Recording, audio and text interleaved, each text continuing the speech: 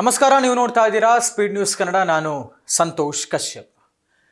ಪರಿಷತ್ ಚುನಾವಣೆಯಲ್ಲಿ ಒಂದಷ್ಟು ಜನ JDSನ ಶಾಸಕರು, ಒಂದಷ್ಟು ಜನ BJP ಶಾಸಕರು ಅಡ್ಡ ಮತದಾನ ಮಾಡಿದ್ದಾರೆ.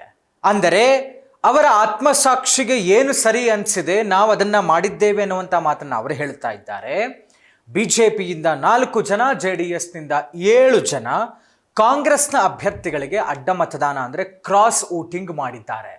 ಇದರಲ್ಲಿ ಪ್ರಮುಖವಾಗಿ ಕೇಳಿಬಂದಂತಹ ಹೆಸರು JDSನಲ್ಲಿ ಬಹಳ ಅಸಮಾಧಾನಿತಗೊಂಡಿರುವಂತಹ GT ದೇವೇಗೌಡರ ಹೆಸರು. GT ದೇವೇಗೌಡರಿಗೂ HD ಕುಮಾರಸ್ವಾಮಿ ಅವರಿಗೂ ಏನೋ ಸರಿ ಇಲ್ಲ ಅನ್ನುವಂಥ ವಿಚಾರ ಬಹಳಷ್ಟು ದಿನಗಳಿಂದ ಇರುವಂಥದ್ದು, ಎಲ್ಲರಿಗೂ ಗೊತ್ತಿರುವಂಥ ವಿಚಾರ. ಬಹಿರಂಗವಾಗಿಯೂ ಕೂಡ ಎಷ್ಟೋ ಬಾರಿ ಅಸಮಾಧಾನಗಳು ಹೊರಬಿದ್ದಿರುವಂಥದ್ದು, ಅವರು ಪಕ್ಷದ ಚಟುವಟಿಕೆಗಳಿಂದ ಹೊರಗುಳಿಬೇಕು ಅಂತ ನಿರ್ಧಾರ ಮಾಡಿರುವಂಥದ್ದು, ಪಕ್ಷದ ಚಟುವಟಿಕೆಗಳಲ್ಲಿ, ಕಾರ್ಯಕ್ರಮಗಳಲ್ಲಿ ಯಾವುದರಲ್ಲೂ ಕೂಡ ಭಾಗಿಯಾಗದೇ ಇದ್ದಂಥದ್ದು, ಏನೋ ಒಂದು ಮುಸುಕಿನ ಗುದ್ದಾಟ, ಏನೋ ಒಂದು ಕೋಲ್ಡ್ ವಾರ್ GT ದೇವೇಗೌಡರು ವರ್ಸಸ್ HD ಕುಮಾರಸ್ವಾಮಿ ಅವರು ಅನ್ನುವಂಥದ್ದು ಇದೆ ಅಂತ ಬಹಳ ಚೆನ್ನಾಗಿ ಗೊತ್ತಿತ್ತು. ಬಟ್ ಮೀನ್ ವೈಲ್ ಇತ್ತೀಚೆಗಷ್ಟೇ ದೇವೇಗೌಡರನ್ನ ಭೇಟಿಯಾಗಿ ಹಿರಿಯ ಮುತ್ಸದ್ದಿ, ಹಿರಿಯ ರಾಜಕಾರಣಿ, JDSನ ಪ್ರಮುಖರು ಅವರನ್ನು ಭೇಟಿಯಾಗಿ GT ದೇವೇಗೌಡರು ಮಾತಾಡಿಕೊಂಡು ನಾನು ಬೇರೆ ಪಕ್ಷಕ್ಕೆ ಹೋಗುವಂಥ ಲೆಕ್ಕಾಚಾರ ಇಲ್ಲ, ನಾನು ಕಾಂಗ್ರೆಸ್ನಲ್ಲೇ ಇರ್ತೇನೆ ಅಂತೆಲ್ಲ ಒಂದಷ್ಟು ಸ್ಪಷ್ಟೀಕರಣವನ್ನು ಕೊಟ್ಟಿದ್ದರು. ಅದಾದ ನಂತರ ಏನೋ ಎಲ್ಲ ಕೂಡ ಸರಿಯಾಗತ್ತೆ ಅನ್ನುವಂಥ ಲೆಕ್ಕಾಚಾರದಲ್ಲಿ ಇದ್ದರೂ ಕೂಡ ನಿನ್ನೆಯ ಪರಿಷತ್ತು ಚುನಾವಣೆಯಲ್ಲಿ ಕಾಂಗ್ರೆಸ್ ಅಭ್ಯರ್ಥಿ ಪರವಾಗಿ ಕ್ರಾಸ್ ವೋಟಿಂಗ್ ಮಾಡಿದ್ದಾರೆ GT ದೇವೇಗೌಡರು ಅನ್ನುವಂಥ ಮಾಹಿತಿ ಬರ್ತಾ ಇದೆ. ಇದೇ ವಿಚಾರಕ್ಕೆ ಸಂಬಂಧಪಟ್ಟಂತೆ GT ಗೌಡರಿಗೆ ನಿನ್ನೆ ಮಾಧ್ಯಮದವರು ಮಾತಾಡಿಸ್ತಾ ಪ್ರಶ್ನೆ ಕೇಳಿದಾಗ ಅವ್ರು ಹೇಳಿದ್ರು, ನನ್ನ ಆತ್ಮಸಾಕ್ಷಿಗೆ ಏನು ಸರಿ ಅನಿಸಿದೆ, ನಾನು ಆ ಕೆಲಸವನ್ನು ಮಾಡಿದ್ದೇನೆ. ನಿಮ್ಗೆ ಯಾರನ್ನಾರು ಸಂಪರ್ಕ ಮಾಡಿದ್ರೆ ಅಂದರೆ ಚುನಾವಣೆ ಅಂತಂದಮೇಲೆ ಬೇರೆ ಬೇರೆ ಪಕ್ಷದ ನಾಯಕರುಗಳು ನಮ್ಮನ್ನ ಸಂಪರ್ಕ ಮಾಡೋದು ಸಹಜ. ನನ್ನ ಸಂಪರ್ಕ ಮಾಡಿದ್ದಾರೆ, ಬಟ್ ನನಗೇನು ಸರಿ ಅನ್ನಿಸ್ತು, ನನ್ನ ಆತ್ಮಸಾಕ್ಷಿಗೆ ಏನು ಸರಿ ಅನ್ನಿಸ್ತು, ನಾನು ಆ ರೀತಿಯಾಗಿ ಮತದಾನವನ್ನು ಮಾಡಿದ್ದೇನೆ ಅಂತ GT ದೇವೇಗೌಡರು ಹೇಳಿಕೆಯನ್ನು ಕೊಟ್ಟರು. ಇದೇ ವಿಚಾರವನ್ನು ಇಟ್ಕೊಂಡು GT ದೇವೇಗೌಡರು ಕ್ರಾಸ್ ವೋಟಿಂಗ್ ಮಾಡಿದ್ದಾರೆ ಅಂತ HD ಕುಮಾರಸ್ವಾಮಿ ಅವರಿಗೆ ಪ್ರಶ್ನೆ ಕೇಳಿದಾಗ ಮಾಧ್ಯಮದವರು HD ಕುಮಾರಸ್ವಾಮಿ ಅವರು ಕೆಂಡಾಮಂಡಲ ಆಗಿದ್ದಾರೆ GT ದೇವೇಗೌಡರ ವಿರುದ್ಧ. ಒಂದರ್ಥದಲ್ಲಿ ಏಕವಚನದಲ್ಲೇ ಬೈದಿದ್ದಾರೆ ಕುಮಾರಸ್ವಾಮಿ ಅವರ. ಅವ್ರ ಹೆಸರು ನನ್ನ ಹತ್ರ ಎತ್ತಬೇಡ್ರಪ್ಪ, ಅವ್ರ ಬಗ್ಗೆ ನಾನು ಮಾತಾಡೋದಕ್ಕೆ ಹೋಗಲ್ಲ. ಇದು ಮೊದಲನೇ ಬಾರಿ ಹೇಳ್ತಾ ಇದ್ದೀನ. I am clear with my stand. ನಾನು ಈಗಲೂ ನನ್ನ ಸ್ಟ್ಯಾಂಡಿಗೆ ನಾನು ನಿಲ್ತೇನೆ. ನಾನು ಈ ವ್ಯಕ್ತಿ ಬಗ್ಗೆ ನಾನು ಮಾತಾಡೋದೇ ಇಲ್ಲ. ನನಗೆ ತುಂಬ ಚೆನ್ನಾಗಿ ಗೊತ್ತಿದೆ ಅವ್ರ ವಿಚಾರ ಏನು, ಏನೇನು ಮಾಡಿದ್ದಾರೆ ಅಂತೆಲ್ಲ.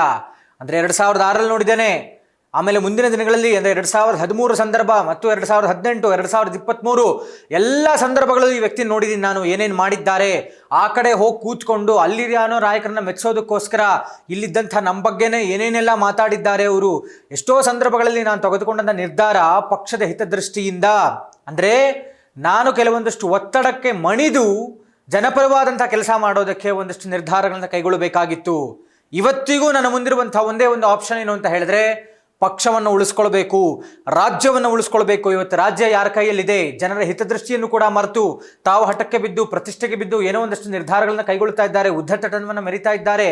ಅಂಥದ್ರ ಮಧ್ಯೆ ನಾನಿವತ್ತು ರಾಜ್ಯವನ್ನು ಉಳಿಸ್ಕೊಳ್ಬೇಕಾಗಿದೆ, ಪಕ್ಷವನ್ನು ಉಳಿಸ್ಕೊಳ್ಬೇಕಾಗಿದೆ. ಅಲ್ಟಿಮೇಟ್ಲಿ ಯಾರು ಏನೇ ಮಾತಾಡಿದ್ರು, ಏನೇ ಆದರೂ ಕೂಡ ಅಂಥ ಒಂದು ಒತ್ತಡ ನಂಗೆ ತಂದುಬಿಟ್ಟಿದ್ದಾರೆ, ಅನಿವಾರ್ಯ ಪರಿಸ್ಥಿತಿ ನಂಗೆ ತಂದುಬಿಟ್ಟಿದ್ದಾರೆ. ಏನೇ ಆದರೂ ಕೂಡ ನಾನೇ ನಿರ್ಧಾರವನ್ನು ಕೈಗೊಳ್ಳಬೇಕು ಅಲ್ಟಿಮೇಟ್ಲಿ ಅಂತ. ಇಲ್ಲೊಂದು ಕಡೆ ದೇವೇಗೌಡರು ಅವ್ರಿಗಷ್ಟೆಲ್ಲ 70 ವರ್ಷಗಳ ರಾಜಕಾರಣದಲ್ಲಿ ಎಷ್ಟೇ ಬ್ಯಾಕ್ ಸ್ಟ್ಯಾಬಿಂಗ್ ಆಗಿದ್ರೂ ಕೂಡ, ಎಷ್ಟೇ ನೋವು ಪೆಟ್ಟುಗಳು ತಿಂದಿದ್ರೂ ಕೂಡ ಅವ್ರಿಗೇನೋ ಪಕ್ಷಕ್ಕೋಸ್ಕರ ಪಕ್ಷ ಉಳಿಲಿ, ಇವ್ರು ನಮ್ಮಲ್ಲಿ ಉಳ್ಕೊಳ್ಳಿ, ರಾಜಕಾರಣ ಚೆನ್ನಾಗಿರಲಿ ಅವರು ಅನ್ನುವಂಥ ಕಾರಣಕ್ಕೆ ವ್ಯಾಮೋಹ ಮತ್ತು ಪ್ರೀತಿಯಿಂದ ಅವ್ರನ್ನ ಉಳಿಸ್ಕೊಳ್ಳೋಕೆ ನೋಡಿದ್ರೆ, ಇವರದನ್ನು ಟೇಕ್ ಇಟ್ ಫಾರ್ ಗ್ರಾಂಟೆಡ್ ರೀತಿಯಲ್ಲಿ ಅವರಿಗೆ ಮೋಸ ಮಾಡುವಂಥ ರೀತಿಯಲ್ಲಿ ಮಾತುಗಳನ್ನು ಆಡ್ತಾ ಇದ್ದಾರೆ ಅಂತ GT ದೇವೇಗೌಡರ ವಿರುದ್ಧ ಕುಮಾರಸ್ವಾಮಿಯವರು ಕೆಂಡ ಕಾರಿದ್ದಾರೆ. ಎಲ್ಲೋ ಒಂದು ಕಡೆ ಹಾಗಾದರೆ ಈ ಒಂದು ಫಲಿತಾಂಶದ ನಂತರ ಈ ಕ್ರಾಸ್ ವೋಟಿಂಗ್ ಮಾಡಿದ್ದಾರೆ, ಇವರ ಪಕ್ಷ ವಿರೋಧಿ ಚಟುವಟಿಕೆಯನ್ನು ಇಟ್ಕೊಂಡು ಈಗ ಎಲ್ಲೋ ಒಂದು ಕಡೆ HD ಕುಮಾರಸ್ವಾಮಿಯವರು GT ದೇವೇಗೌಡರನ್ನ ಪಕ್ಷದಿಂದ ಎಕ್ಸ್ಪೆಲ್ ಮಾಡಬಹುದು, ಉಚ್ಚಾಟನೆ ಮಾಡಬಹುದು ಅನ್ನುವಂಥ ಚರ್ಚೆಗಳೀಗ ರಾಜಕೀಯ ವಲಯದಲ್ಲಿ ಆಗ್ತಾ ಇದೆ. GT ದೇವೇಗೌಡರ ನಿರ್ಧಾರ ಏನಾಗಿರುತ್ತೆ, ಏನಾದರೂ ಕಾಂಗ್ರೆಸ್ನ ಕಡೆಗೆ ಹೋಗ್ತಾರಾ, JDSನಿಂದ ಎಕ್ಸ್ಪೆಲ್ ಆಗ್ತಾರಾ, ಉಚ್ಚಾಟಿತರಾಗ್ತಾರಾ, ಏನೇನೆಲ್ಲ ಆಗುತ್ತೆ ಅನ್ನುವಂಥದ್ದನ್ನ ಕಾದು ನೋಡಬೇಕಾಗಿದೆ. ಇದಾಗಿತ್ತು ಇವತ್ತಿನ ವಿಶೇಷ. ನೋಡ್ತಾ ಇರಿ ಸ್ಪೀಡ್ ನ್ಯೂಸ್ ಕನ್ನಡ. ಸುದ್ದಿ ನಿಮ್ಮದು, ವೇಗ ನಮ್ಮದು.